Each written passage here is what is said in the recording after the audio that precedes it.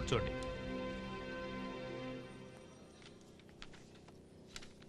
మీరిద్దరూ కలిసి తీయించుకున్న ఫోటోలు ఏమైనా ఉన్నాయా మీ దగ్గర? లేదు సార్. లేవా? ఓకే. అతని school certificate, birth certificate and driving licence వీటిలో ఏదైనా ఒకటి ఉండాలిగా. అన్నీ ఉండేవి సార్.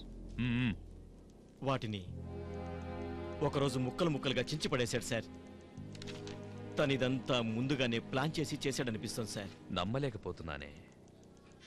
మీ తమ్ముడు అంటున్నారు అతనికి ఏమైనా పెక్యులియర్ మేనరిజమ్స్ ఉన్నాయా? ఉంది సార్. ఏంటది? వాణ్ణి తల మీద కొడితే వెంటనే కోపం వస్తుంది. కొట్టింది ఎవరైనా సరే పచ్చి బూతులు తిడతాడు. తల మీద కొడితే ఎవరైనా కూడా తిట్టకుండా ఉంటారా? తిట్టడం కాదు సార్, వాడు తిట్టేది ఒకే ఒక్క తిట్టు, దొంగ నా కొడకా అని. ఓ,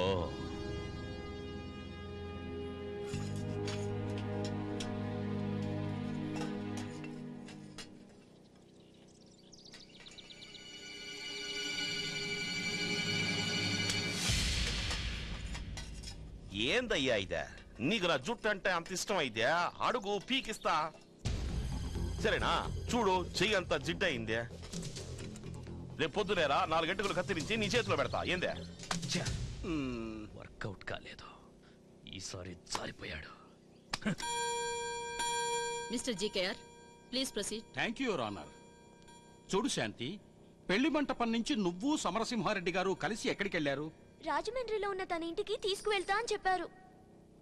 అంటే మీరు రాయలసీమకి వెళ్ళలేదా? వెళ్ళాం, కానీ ఆయన వారింటికి తీసుకెళ్లేదు. అయితే ఎక్కడికి వెళ్ళారు?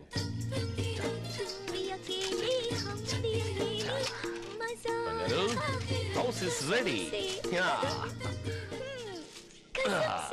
ఎలా ఉంది? చాలా బాగుంది. కయామత్ సే కయామత్ తక్ లో అమీర్ ఖాన్, జూహీ చావ్లా ఇంట్లో నుంచి ఇలాగే పారిపోయి కాపురం చేస్తారు కదా. ఈ సింహం ఫారెస్ట్ అయినా సరే, సిటీ అయినా సరే, ఎక్కడైనా ఉంటుంది. కానీ నాకు ఈ జింక గురించే చింత. పైనున్నది మన బెడ్రూమ్, ఇది కిచెన్ కమ్ బాత్రూమ్. ఎలా ఉంది? ఐ హేట్ దట్ బంగ్లా. ఇదే నా ప్యాలెస్, మీరే నా రాజు, నేనే మీ రాణి. మన పెళ్ళెప్పుడు? ఇప్పుడే, ఇక్కడే. ఈ అగ్ని సాక్షిగా మనం పెళ్లి చేసుకుందాం.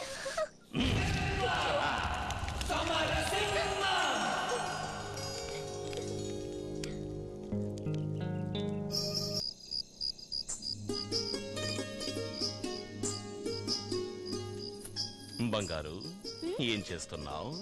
ఉత్సవంలో రేఖలాగా ఈ నగలన్నీ పెట్టుకుని మన ఫస్ట్ నైట్ కి రెడీ అవుతున్నా. వద్దు బంగారు, గుచ్చుకుంటాయి గుచ్చుకుంటాయి. నా సీమలో ఉన్న గోల్డ్ అంతా ఓల్డ్ అయిపోతోంది. కావాలంటే దాన్నంతటినీ కరిగించి నిన్ను మోల్డ్ చేసి ఉంచుతా. అయినా నాకు నిరాభరణ సుందరి అంటే చాలా ఇష్టం. ఈ చీర తీసుకో. రామ్ తేరీ గంగామైలిలో మందాకిని కట్టుకుంటుందే, అలా నువ్వు కూడా కట్టుకుని ఫస్ట్ నైట్ కి రెడీ అయిపో. ఆ బంగారాన్నంతా అందులో మూట కట్టేయి బంగారు. తీసుకోండి.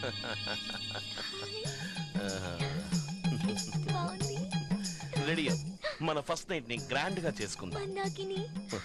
మందాకినిలా రెడీ అవుతాను.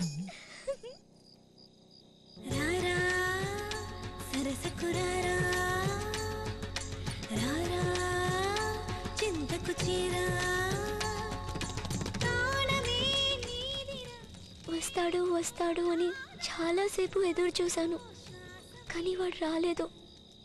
ఈ విషయం అంతా మా అన్నయ్యకి ఎలాగో తెలిసిపోయి మా అన్నయ్య వచ్చేసాడు. రామ్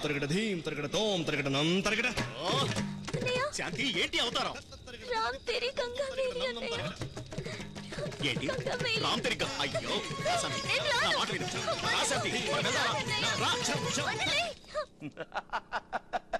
ఇది రామ్ తేరీ గంగామైలి కాదు, గోల్డ్ రెడ్డి చేతుల్లో అయిపోయింది గంగ. బలే. క్షమించండి జడ్జమ్మా, అది కాదు. నీకు బుద్ధి లేదా? తుండు కొట్టించి నిన్ను మోసం చేసి వెళ్ళాడు కదా ఓ స్తిక్క పిల్ల. ఆడేసిన బిస్కెట్లకి కుక్క పిల్లలాగా ఎరకాల వెళ్ళావు కదమ్మా. నీలాంటి అమాయకురాల్ని ఇట్టా మోసం చేయడానికి ఆడికి మనసులా వచ్చింది కాదు. చూడండి ఎంత చక్కగా లక్షణంగా లక్ష్మీదేవిలా ఉంది కదా. పక్కనే నిశ్చితార్థమైన కుర్రాన్ని పెట్టుకునే ఇంకొకడు మరో హీరో కావాల్సి వచ్చాడు. తప్పు కదా. సిగ్గు శరం లాపితే సరే తెచ్చే ఇట్టంటోళ్ళనే.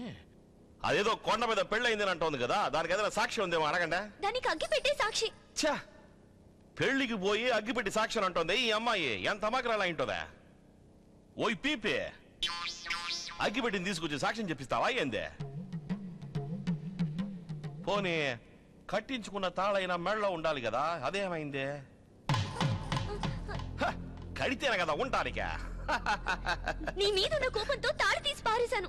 ఛా, తాళిని తీసి పారేసినావా? ఏంది తాళి ఏమన్నా చెప్పులు అనుకున్నావా, ఇంకేమన్నా అనుకున్నావా?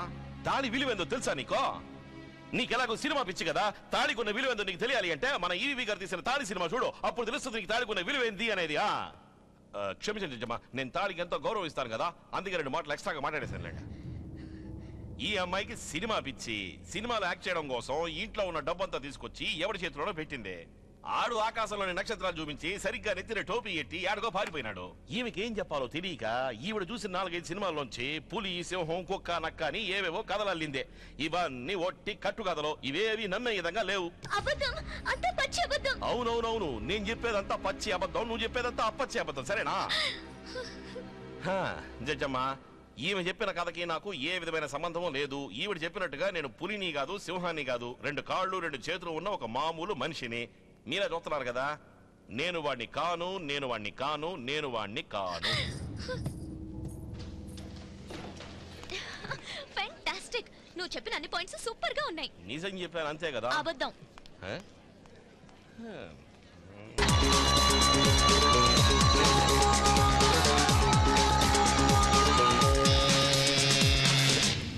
ఇదే మా ఇల్లు, రండి సార్.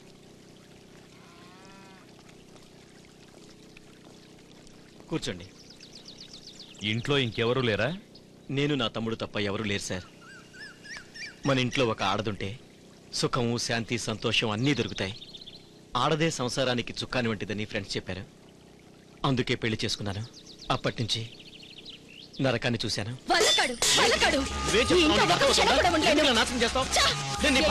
నువ్వు భర్తవా? భర్తనేవాడు భార్య కోరికలు తీర్చేవాడై ఉండాలి. నిన్ను పెళ్లి చేసుకున్నాక భర్తనేవాడు భార్య కోరికలు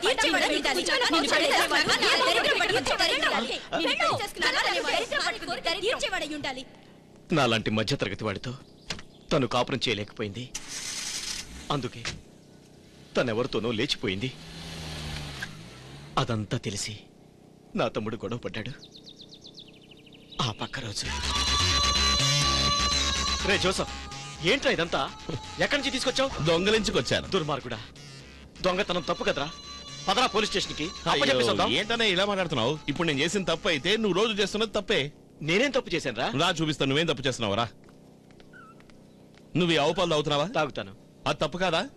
ఆవు పాలు తాగటంలో తప్పే ఉందిరా. ఆ ఆవు పాలు ఇవ్వాల్సింది ఎవరికి? దూడకి. ఆ ఆవు ముందు కాస్త గడ్డేసి నువ్వు పాలు మెత్తుకుని తాగడం తప్పు కాదా? రేయ్, దూడ తాగాక మిగిలిన పాలే కదరా నేను తాగేది. నేను అంతేనమ్మా. వాడు అందరి నోళ్ళు కొట్టి బోర్డంతా సంపాదించాడు, నేను కాస్త దొంగలించుకొచ్చాను. మిగిలినంత వాడికి వదిలేశాను కదా, నేను చేసిన తప్ప? ఇలా వాదించేవాడు సార్. కిలాడి నా కొడుకు. కిలాడి నా కొడుకు సార్. నువ్వు మోయ్. ఇంకోసారి ఎవరినో తలపగలు కొట్టొచ్చాడు సార్. ఏంట్రా ఏంట్రా ఈ రక్తం? ఎవడో నాకంటే ఎక్కువగా నోరు బారేసుకున్నాడు, 4 తగిలించి వచ్చాను. వాడు రెచ్చిపోయాడు అనుకో, నువ్వు కొట్టేస్తావా? అన్నయ్య, ఒక రాజు ఇంకో రాజు మీద యుద్ధం చేసి గెలిస్తే వాడు వీరుడు అనిపించుకుంటాడు, అది హిస్టరీ అవుతుంది. నేను అంతే. ఇలా చూడు, ఎవడన్నా నాకన్నా సన్నగా బక్కవించుకోండి నాతో గొడవ పెట్టుకున్నా వాడిని పోలేని వదిలేస్తాను. అదే నాకన్నా బలంగా ఉన్నాడు ఎవడైనా నాతో గొడవ పెట్టుకుంటే 4 తగిలిస్తాను. దమ్ముంటే వాడు నన్ను గెలవని. దేవుడు శక్తి ఎందుకు ఇచ్చింది? కొట్టడానికే కదా. దేవుడు నీకు శక్తినిచ్చింది పోరాడడానికి కదరా, నిన్ను పోషించుకోవడానికి. అదంతా మామూలు జనానికనయ్యా. మామూలు జనానికి దేవుడు శక్తి ఇచ్చింది కష్టపడడానికి, కూలినాలి జనానికి. నాలాంటి వాడికి దేవుడు శక్తి ఇచ్చింది కొట్టడానికి, పోరాడడానికి, బలంతో గెలవడానికి, హత్య చేయడానికి. అలెగ్జాండర్ రేంజ్ అని తమ్ముడిది. ఏమనుకున్నావు? అనయ్య, కోడి కూర చేసి పెట్టు, వచ్చి బాగా లాగిస్తారు. ఓకే? ఇలాగే సార్. తను తప్పు చేసినా కరెక్టేనని లాజికల్ గా సమర్థించుకునేవాడు. లాజిక్? ఇదే సార్ వాడు చదువుకున్న కాలేజ్. వాడు ఒక్కరోజు కూడా కాలేజీకి వెళ్ళేవాడు కాదు, ఊరికే బలాదురుగా తిరిగేవాడు. లెక్చరర్స్ అంతా కంప్లైంట్ చేసేవాళ్ళు, కానీ 100కి 100 మార్కులు తెచ్చుకునేవాడు. దానికేముందండి, అన్ని కాపీ కొట్టి రాసుంటాడు, మేధావి కదా.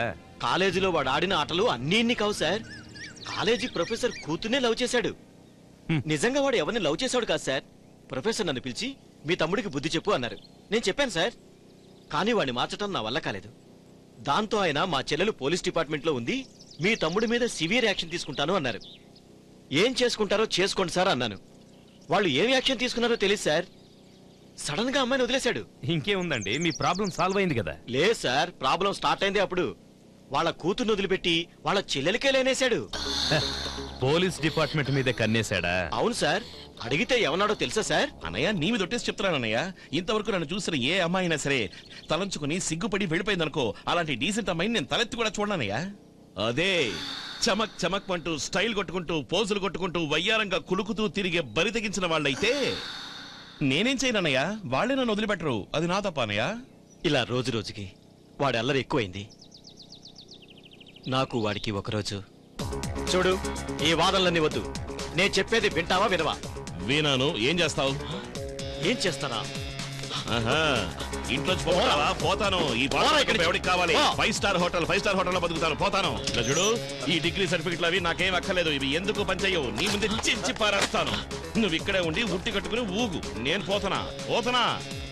ఆ రోజు ఇల్లు వదిలిపెట్టి వెళ్ళిన వాడు ఎక్కడికి వెళ్ళాడో కూడా తెలియదు. నేను వాడిని మర్చిపోయాను.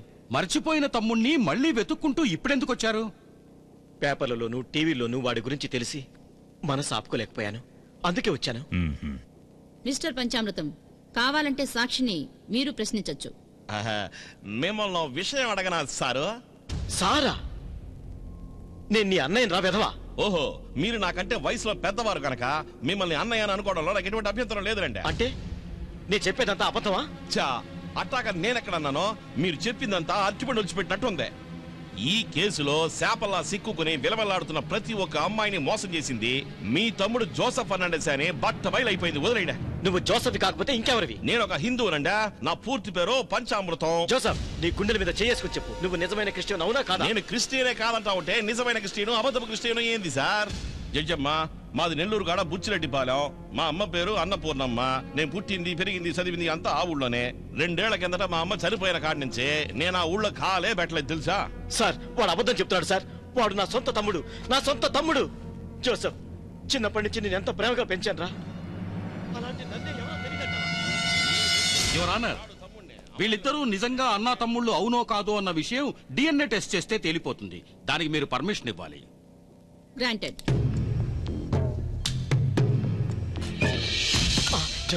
జోసెఫ్, డాక్టర్, ఏమైంది నా తమ్ముడికి? నాటకం ఆడుతున్నాడు.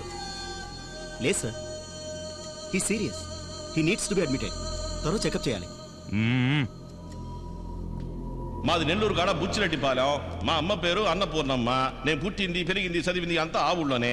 2 ఏళ్ల కిందట మా అమ్మ చనిపోయిన కాడి నుంచే నేను ఆ ఊళ్ళో కాలే పెట్టలేదు తెలుసా?